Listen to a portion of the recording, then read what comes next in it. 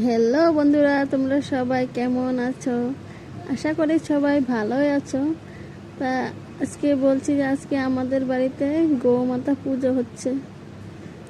সন্ধ্যা সময় আমাদের মা পুজো দিয়েছে, কিন্তু মা বললো যে আমাকে প্রসাদটা মেখে দিতে। তার জন্য আমি প্রসাদটা মাখছিলাম আর কি। ওর জন্য ওই ফাঁকে আমার বর মানে ভিডিও করে নিয়েছে, আমি দেখতেই পাইনি।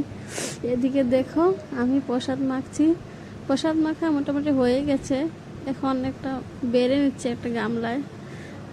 ওটাতে সবাইকে দিতে হবে, তো মানে অত বড় গামলা আমি তো নিয়েই যেতে পারবো না। ওই জন্য মা বলেছে যে একটা ছোটো গামলাতে নিয়ে নে। তাই আমি ছোটো গামলাতে নিলাম। এদিকে প্রসাদের জন্য সবাই অপেক্ষা করছে। তাই আমার মানে ভাইস্তা একজন আছে, সে বলছে যে আমাকে আগে দিয়ে শুরু করো, আমি তো তোমার শ্বশুর। তাই ভাইস্তাটাকে আগে দিয়ে তারপর আমি মানে একে একে সবাইকে দিয়ে দিয়ে দিচ্ছি। এই দেখো, আমি একে একে সবাইকে দিচ্ছি। আসলে রাত্রের ব্যাপার তো, তার জন্য মানে ভালো করে দেখা যাচ্ছে না, আলোও নেই। আমাদের ঘরের আলো যেটুকু প্রসাদ হয়েছে এটুকুই।